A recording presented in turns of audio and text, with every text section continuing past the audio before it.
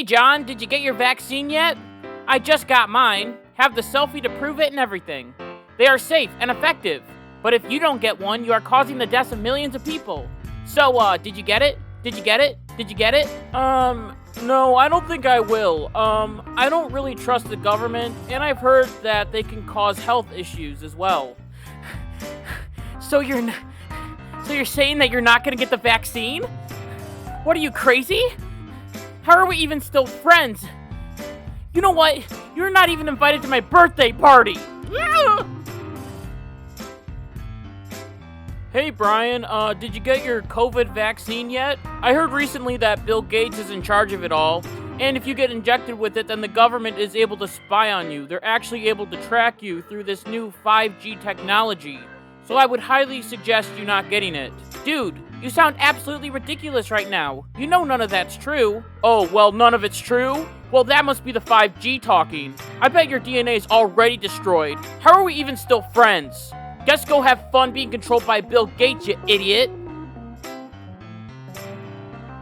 Hey Brian, did you get your vaccine yet? Yeah, I did. It didn't even hurt at all. What about you? No, I don't think I will. I just get nervous about the long-lasting effects it may have. But, I'm fine that you got it because I'm not a big jerk. And you know what? I respect your opinion as well, as I know that we live in a free country. I mean, who would get upset about just a little shot? And who would be jerks about all this stuff? I don't know, man. It all just sounds ridiculous to me.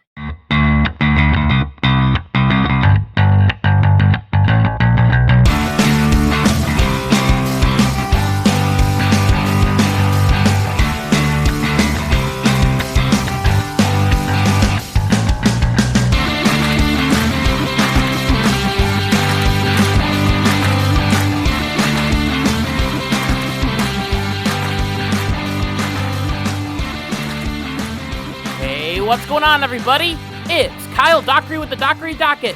We are here with our very 67th episode of the Dockery Docket. I'm excited to be here, and I hope that you are excited to be here as well. So, today we are starting to see a divide in America. A divide that is putting family against their own family, the government against their own people, and it is causing people to look differently at other people, which is wrong and also stupid. This all has to do with the brand new COVID-19 vaccine. Now, I would like to say before we get deeper into this episode that my opinion on the vaccine has not changed at all. If you want to get the vaccine, then go ahead and get it. And if you don't want to get the vaccine, then that is perfectly fine as well. Some people believe that the risks of getting the vaccine are too high, so they don't get the vaccine no matter how many times you talk to them. Some people think that the risks of getting COVID-19 are so high, so they decide to get the vaccine no matter how many times people say don't get it. Everyone is entitled to their own opinion. However, we have a problem. People are pressuring other people into doing something that they don't want to do. And we are also starting to see that you can't question these vaccines at all, or you are labeled as a terrible person that is spreading false information. Now, my goal for this episode is not to spread false information. And I also want to make sure that it is very clear that I am not an anti-vaxxer at all. As from the very beginning of when the COVID-19 vaccine came out, I said that it was smart for older people to get the vaccine first. Because according to these charts from ourworldanddata.com, we can see a very interesting graph that shows 4 different countries. And in those countries, it's all the same. Older people had a higher case fatality rate than those that were younger. Now you might be thinking, what is the case fatality rate in the United States? Well, according to the Business Insider, we see almost the exact same graph. Older people are getting the virus more and are dying more from it. So with all this information in hand, the goal of the vaccine should have been to vaccinate the older people first. And then if the younger people wanted to go out and get it, they could go and get it. Younger people could go out and get the vaccine if they are working with an elderly person, or even if they're working at a hospital. However, I do not believe that the government should force younger people to get the vaccine. It should be a personal choice, especially if you are younger. As if we are looking at these different graphs and also looking at all of the statistics, to me it doesn't seem to make any sense at all that someone young and healthy should be forced or peer pressured into getting the vaccine, because I don't believe they need it. They might want to get the vaccine, talking about those different examples that I already talked about, working at a hospital or with an elderly person, but I don't believe that they need it. And now the sad reality of it all is that this has become a very controversial statement. As recently on an episode of the Joe Rogan Experience podcast, Joe Rogan made a similar argument. If you're like 21 years old and you say to me, should I get vaccinated? I'll go no. Joe Rogan was blasted for this. Even a White House communications director named Katie Bedingfield attacked Joe Rogan for this claim, saying, I guess my first question would be, did Joe Rogan become a medical doctor while we weren't looking? This Kate Bedingfield said this on CNN. This is important because these are the same people that will have Bill Gates on to talk about the vaccine. And remember, Bill Gates is not a doctor either. Of course, Joe Rogan had to come back out and say that he was sorry and that he was a moron and that he isn't an anti-vaxxer. The truth is, Joe Rogan should be able to voice his opinion, and he should be able to say, just like I am, looking at the charts, looking at the science, that young people are not getting the virus, and if they are, they aren't dying from it, compared to older people. So there is no reason for the White House or the government or anyone in particular to put pressure on young people to get the vaccine. However, this has happened before, as according to a Vice article, there's a person named Armiralis who claimed, I felt pressured. Everyone around me was getting it. My family and my girlfriend's family, every single person I have close contact with received their shots, and we're constantly criticizing anyone who would question the vaccine's efficacy. He continues by saying, I didn't want to be deemed as yet another misinformed anti-vaxxer fueled by rumors and bad science. I'm not an anti-vaxxer in any way, but this vaccine's swift rollout did make me feel a bit uneasy as to what long-term effects it may have. This person didn't trust the vaccine, but still went out and got it because he was pressured. This is not right, as Amaryllis should have been able to make that decision with a doctor or by himself. Amaryllis isn't the only story of a young person being scared or hesitant to get the vaccine. I mean, can you blame them for being hesitant? As there are many different stories about different side effects that could happen to you if you get the vaccine. Some people get this vaccine and they act as if nothing has happened to them at all, and they can go back to work the very next day. Other people get the vaccine and they have a bad reaction and end up with flu-like symptoms for a few days, and then they start feeling better. The benefit of it is that your body is fighting off the virus and is learning what to do if COVID germs come back. However, there are more horror stories about different vaccines across the world and at home, as we all saw recently that the Johnson & Johnson vaccine was stopped for 2 weeks after 6 women developed rare blood clots and 1 woman died. The FDA and CDC are now bringing the drug back with a warning label about the chance of blood clots. Now, it is true that 6 is a very low number compared to the reportedly 6.8 million people that took this vaccine and had absolutely no problems. However, the fact still stands. This could make people hesitant to get the vaccine because the fear for people is still there. What if they become the 7th woman that got blood clots? Johnson & Johnson isn't the only vaccine that has experienced this problem. As in Europe, many countries are deciding to outright ban a vaccine called AstraZeneca because there are growing concerns that it may cause blood clots once again. This vaccine was banned in mid-March by countries like Sweden, Latvia, Germany, France, Spain, Italy, Ireland, and others. Along with this, in Canada, there were 5 cases of blood clots reported following people getting the AstraZeneca vaccine. There was also a reported death from a woman that was in her 50s and marked the very first death in Canada from this vaccine. All the people that died from these vaccines had blood clots. And along with this, all of them were women. So it makes us wonder, why is it that women are getting these blood clots and men aren't, especially from a vaccine? The truth is, all of this can be very scary stuff, and can lead people to have 100% legitimate concerns about the vaccine, as even though the numbers of people that are getting the blood clots are low, the risk of getting blood clots is still out there, which is leading people to be skeptical of all vaccines. Along with this, there are other reasons that are 100% legitimate on why people are deciding not to get the vaccine. Some people are afraid that they may get a bad reaction to the shot, leading them to be in the hospital. Some people are scared that it will leave lasting effects on them and their health. Some people are deathly afraid of needles and won't even go near them at all. Other people don't trust the media or the messaging from the government. And I mean, honestly, who could blame them? We can all remember at the beginning of this pandemic that the media and the government were telling us that we didn't need to wear masks. And now masks are a part of everyday life. What if, now this may be a stretch here, the media and the government are lying right now? And they are saying that the vaccine is 100% effective, but they aren't 100% sure if that's true. People will say that other people are stupid for questioning the vaccine or being hesitant to get the vaccine. However, we can go back and see that the current Vice President of the United States said this about the COVID-19 vaccine under Trump. If the Trump administration approves a vaccine before or after the election, should Americans take it, and would you take it? If the public health professionals, if Dr. Fauci, if the doctors tell us that we should take it, I'll be the first in line to take it. Absolutely. But if Donald Trump tells us that we should take it, I'm not taking it.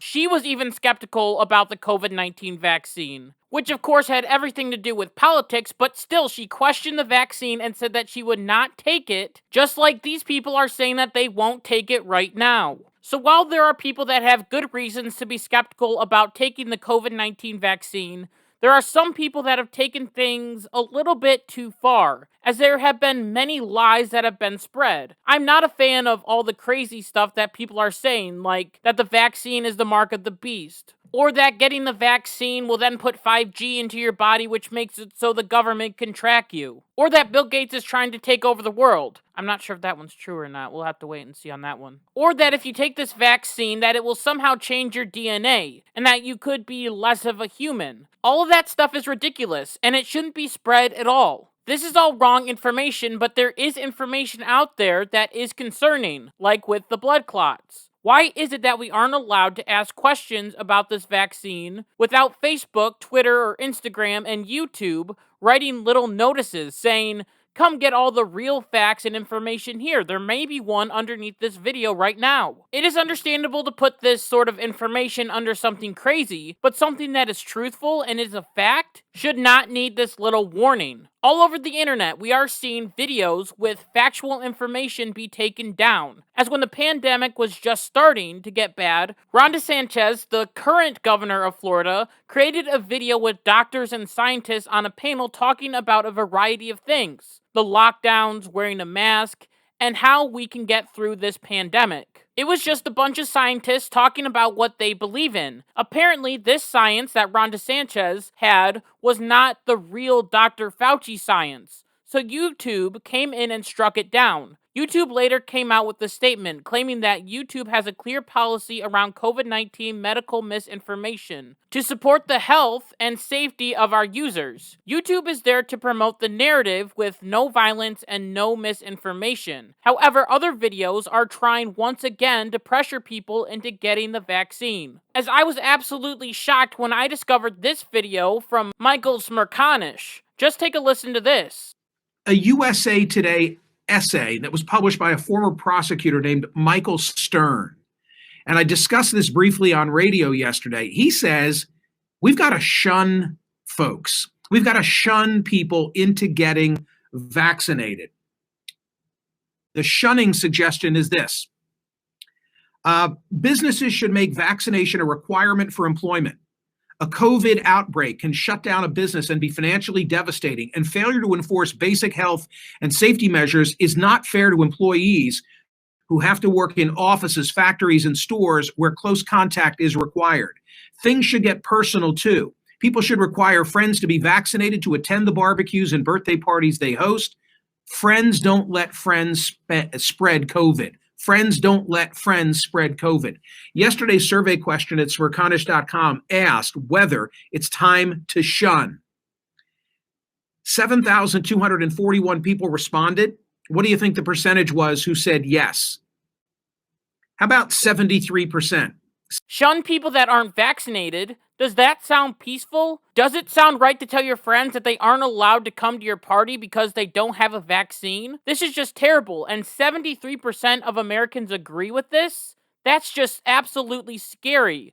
My fear is that we are going to decide that people can't go to the grocery store because they don't have a vaccine. This, of course, is wrong, and it is a way to bully someone or even starve someone to do something that they don't want to do. The whole point that I'm trying to make here is honestly, who cares if you have the vaccine or if you don't have the vaccine? Seriously, why are people even asking this question? Because it is no one's business at all. If you got the vaccine, then you shouldn't care if someone else didn't get the vaccine because you are safe from the virus. So if anyone asks you if you got the COVID-19 vaccine and you don't feel comfortable telling them the truth, then tell them that the situation is between you and your doctor.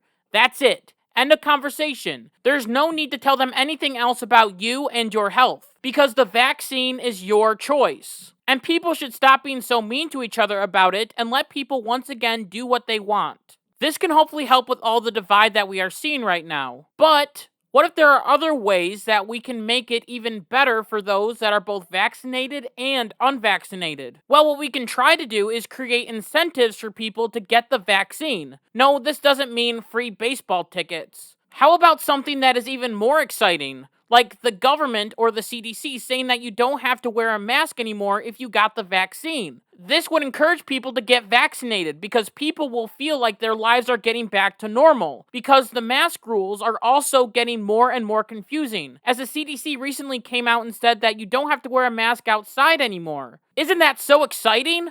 Wait, people were wearing their masks outside? Anyway, after this announcement, the CDC released this image showing what a vaccinated person can do compared to what an unvaccinated person can do. According to this chart, there are only two things that people that are vaccinated can do without a mask: attend a small gathering outside with fully vaccinated people and unvaccinated people, and dine in an outdoor restaurant with friends from multiple households. That's it. All the other ones, even if you have the vaccine, you still have to keep your mask on. This has made people wonder what the point of getting the vaccine actually is. As if there are only going to be two things that change, and I still have to wear my mask, why would I get the vaccine? If the vaccine is effective, it should protect you from getting COVID-19. This is a great blessing, and we should take this idea and tell people that if they get the vaccine, that they won't need to wear their masks in a salon like Nancy Pelosi did. Or you can go into a shopping center without a mask on. This is a way to encourage people to get the vaccine because people are sick and tired of wearing these stupid masks. That's why in last week's episode, when I talked about Joe Biden's speech, I mentioned that everyone had their masks on, even though everyone was vaccinated. It would have been a power move for Joe Biden to enter without a mask on and go up to the podium, and the very first thing that he said was, "My fellow Americans, I am not wearing a mask tonight because I'm vaccinated,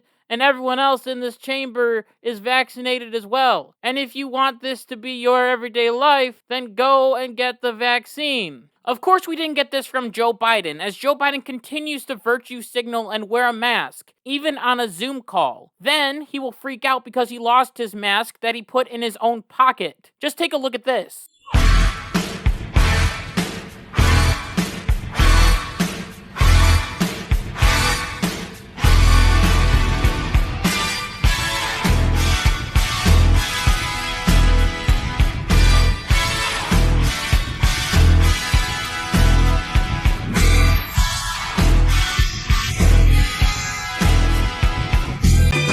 Looking for my mask. I'm in trouble.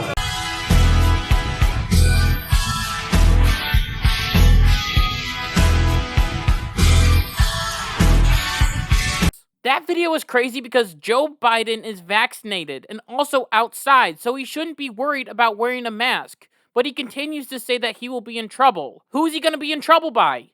Jill? Anyway, going back to different incentives that we can use to get people to get the vaccine, there was a new UCLA survey that showed that incentives create eagerness to get the vaccine. As according to this survey, 53% of Republicans would get the vaccine if it meant they didn't have to wear a mask, and 35% would take the vaccine if it meant that they had to keep their masks on. That is a difference of 18%, which is huge. This isn't just for Republicans, as a whopping 82% of Democrats Democrats would get the vaccine if it meant that they didn't have to wear a mask, and 76% said that they would get the vaccine even if it meant that they had to keep their mask on. That is a total difference of 6%.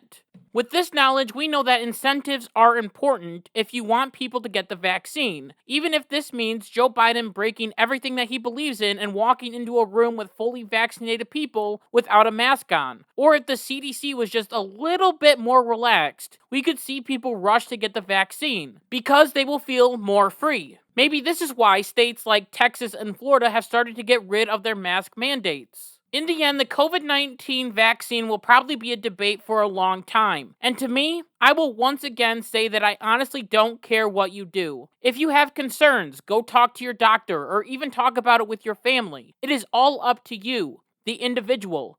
No one should pressure you. The truth of the matter is you have three options. Either you get COVID-19 and beat it, which gives you both the antibodies and it also teaches your body how to fight COVID-19, with the chance of you either dying from COVID or having lasting effects from it, or you get the vaccine, which does the same exact thing, as it gives you a little bit of COVID-19 so your body can fight it, with the possibility of some side effects that could impact you forever or just for a few months. Finally, you could decide to try and not get COVID, and also not get the shot at all. The side effect is that it could be very hard to avoid this, as I believe that eventually everyone will have had COVID-19, whether that be through the vaccination or through the spreading of the virus. This might sound scary to some people, but if we vaccinate the people that are most vulnerable, then the number of deaths will go down. We have also learned so much about how to fight this disease, and I believe that soon we will all be immune to this virus, and we won't have to worry about it anymore. All of this is about personal choice.